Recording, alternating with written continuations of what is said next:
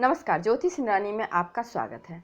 आज मैं आपको बताने वाली हूँ हथेली में एक चिन्ह जिसे कि हम लोग महासौभाग्य वर्धक या सौभाग्य कारक चिन्ह बोलते हैं। देखिए, हाथ में जो रेखाएं होती है ना, उनके कॉम्बिनेशन से ऐसे चिन्ह बन जाते हैं जिसे कि हम लोग देख के बोल सकते हैं कि इन व्यक्ति के पास कुछ कमी नहीं होगा। यानी कि एक होता है क्या, आपके हथेली में प्राइमरी लाइन मिलेंगे, वो आपको हर हथेली में लगभग मिल जाएगी।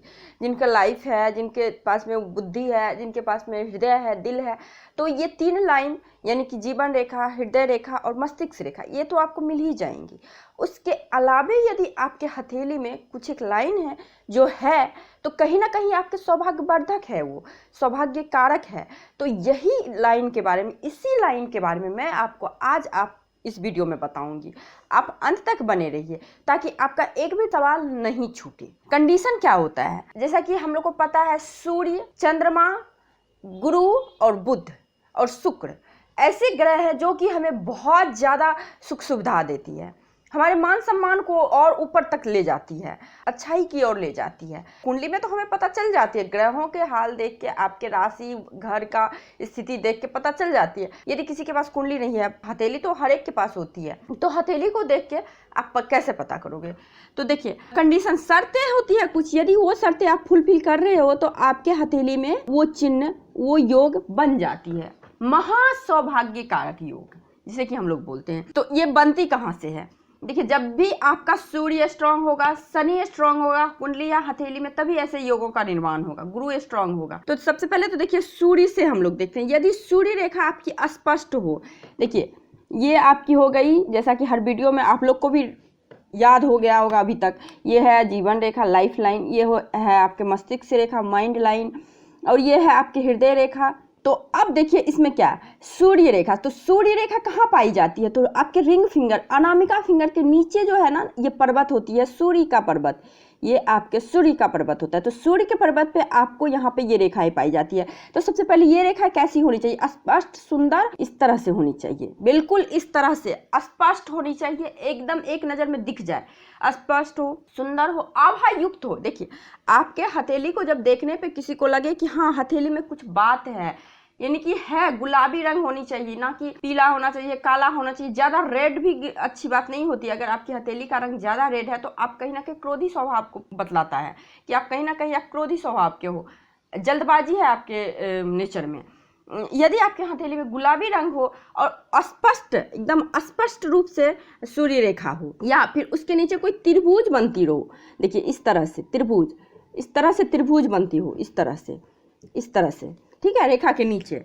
और देखिए, और या फिर इस पे स्टार हो, तो स्टार जैसा कि मैं बता रखी हूँ, ज्यादा बड़ी नहीं हो और सारे एंगल बराबर हो, तो परफेक्ट स्टार बोलते हैं। तो इस तरह का चिन्ह यदि सूर्य पर्वत हो तो इस तरह का योग बनता है। मैं परिणाम भी बताऊंगी क्या कुछ आपको मिलने वाला है। पहले ये जान लीजिए कि किस तरह का हथेली में योग है, किस तरह की रेखाओं का कॉम्बिनेशन होती है जो ये योग का निर्माण करता है, इसका फल भी मैं बताऊंगी। दूसरी कंडीशन ये क्या होती है कि गुरु पर्वत पे कोई सीधी रेखा हो, यूं इस तरह से रेखा हो, ठीक है, या फिर इस पे आपको क्रॉस हो, इस तरह से गुरु पर्वत ये आपके हो गई। तो यहाँ पे यदि इस तरह से क्रॉस हो, इस तरह से रेखा हो, या फिर यहाँ पे स्टार का चिन्ह हो, ठीक है, इस तरह से स्टार का चिन्ह हो, तो ये कंडीशन है। तीसरा कंडीशन ये है, शुक्र पर्वत से कोई रेखा बुध पर्वत पे गई हो, किसी किसी के हथेली में आपको क्या दिखेगी, इस तरह से, इस तरह से गई हुई हो, ठीक है। तो इस तरह से यदि कॉम्बिनेशन बन रही है तो आपको देखना क्या है, तो ये जो है ना रेखा, इसको कोई रेखा काटे ना, यहाँ पे किसी तरह का कोई निगेटिव साइन नहीं हो, इस रेखा पे किसी तरह का निगेटिव साइन ना हो, ना ही इस रेखा को कोई काटे रेखा, या फिर किसी तरह का द्वीप का इस तरह से चिन्ह हो, इस तरह से चिन्ह हो, या फिर जाल का चिन्ह हो, या फिर क्रॉस का चिन्ह हो, तो इस रेखा पे ना हो। तो इस तरह का योग भी आपका सौभाग्य वर्धक योग होता है। परिणाम भी मैं बताऊंगी, अभी जान लीजिए ये कंडीशन सब अगर बनते हैं तो आपके हथेली में ये योग बनता है, महासौभाग्यवर्धक योग बनता है। और इसका परिणाम क्या होता है ये भी मैं बताऊंगी। ये हो गई ये कंडीशन, ये हो गई। और एक कंडीशन देख लीजिए कि यदि चंद्रमा, गुरु, सूर्य स्पष्ट हो, यानी क्या, तो सूर्य पर्वत आपका एकदम क्लीन हो, निर्दोष हो, कोई निगेटिव साइन ना हो, सूर्य पर्वत। गुरु पर्वत पे भी कोई निगेटिव साइन नहीं हो, निगेटिव साइन का मतलब तिल ना हो, द्वीप ना हो, जाल ना हो, बिर्त ना हो, बिर्त भी नेगेटिव साइन ही बोलते हैं, तो बिर्त ना हो, और चंद्र पर्वत पे भी उसी प्रकार से आपका एकदम क्लीन हो, शुभ चिन्ह हो तो ठीक है, बट इस पे कोई नेगेटिव साइन ना हो, तो इस तरह से हो, और सूर्य रेखा लंबी हो। तो एक तो होगा सूर्य रेखा, किसी किसी के हथेली में आपको देखेगी सूर्य रेखा आपके मस्तिष्क रेखा तक जुड़ी हुई, किसी का इससे भी लंबी दिखेगी, बट सूर्य रेखा आपकी लंबी होनी चाहिए। सूर्य रेखा लंबी हो, गुरु पर्वत एकदम स्वच्छ हो, साफ सुथरी हो, निर्दोष हो, कोई रेखा उस पर निगेटिव साइन ना हो, आपके सूर्य पर्वत बिल्कुल निर्दोष हो, निगेटिव साइन ना हो, चंद्र पर्वत आपका बिल्कुल निर्दोष हो, निगेटिव साइन ना हो, तो इस तरह का योग का निर्माण होता है। और एक कंडीशन देख लीजिए, भाग्य रेखा मणिबंध से प्रारंभ होके आपके शनि पर्वत पे, तो मणिबंध का इस तरह से देखिए, इस तरह से भाग्य रेखा पहुंची, आपको ये देखना होगा इस भाग्य रेखा को कोई रेखा काटे ना, और ना ही इस पे किसी तरह का द्वीप का चिन्ह, इस तरह से द्वीप का चिन्ह दिखे, किसी तरह से ये रेखा टूटी फूटी ना हो, ना ही लहरदार हो, इस तरह से रेखा शुभ नहीं बोली गई है। देखिए, आपके हथेली में रेखा ना हो तो चलेगा, बट हो तो अच्छी हो। अब देखिए एक कंडीशन, और बुध पर्वत पे कोई लंबी रेखा हो। देखिए, बुध पर्वत आपके स्वास्थ्य को बताता है, आपके व्यापारिक को, आपको पैसा कितने रहेंगे, किस प्रकार के रहेंगे, ये बताता है। तो बुध पर्वत भी आपकी अच्छी हो, अच्छी रेखा हो, इस तरह से लंबी रेखा हो, यहाँ तक सट जाए तो ये भी बहुत अच्छी बात है। और देखिए, ये कंडीशन हो गई। एक कंडीशन हो हृदय रेखा और मस्तिष्क रेखा गुरु पर्वत की ओर चली हो। तो चलिए, ये सब कंडीशन तो देख लिए। अब हृदय रेखा को देखना है हमें, किस तरह से देखते हैं। देखिए, ये आपकी हृदय रेखा है और ये आपकी मस्तिष्क रेखा हो, ठीक है।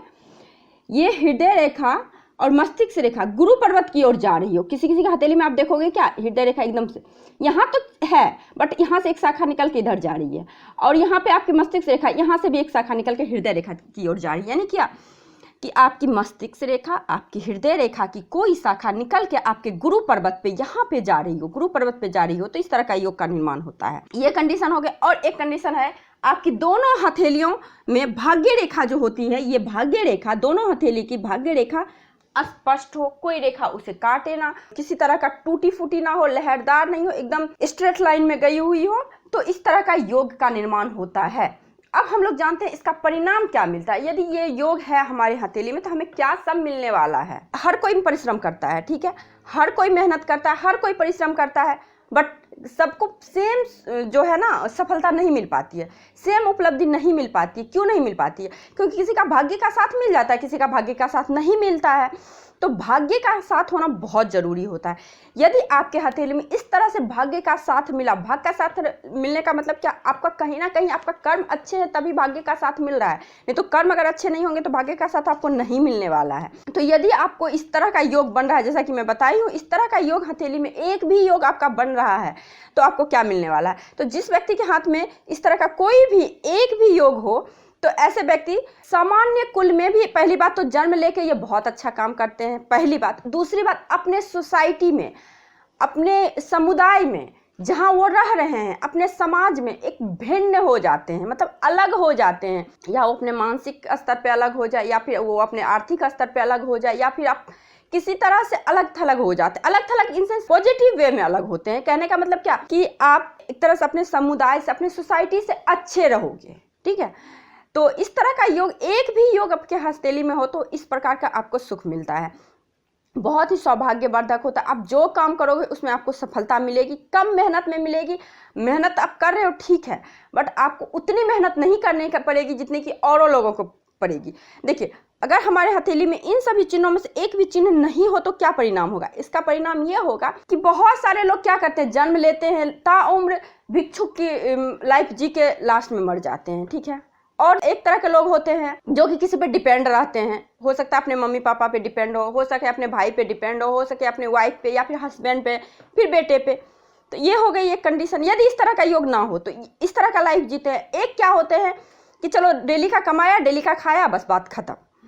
तो इस तरह की यदि आपके हथेली में योग है तो ये सिचुएशन एटलीस्ट तो आपके लाइफ में नहीं आने वाली है, ठीक है। आप अपने आप डिपेंड रहोगे और आपके अंदर सेल्फ कॉन्फिडेंस अच्छा रहेगा।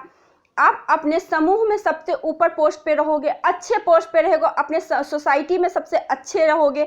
इतना तो लाभ आपको जरूर मिलेगा, ठीक है।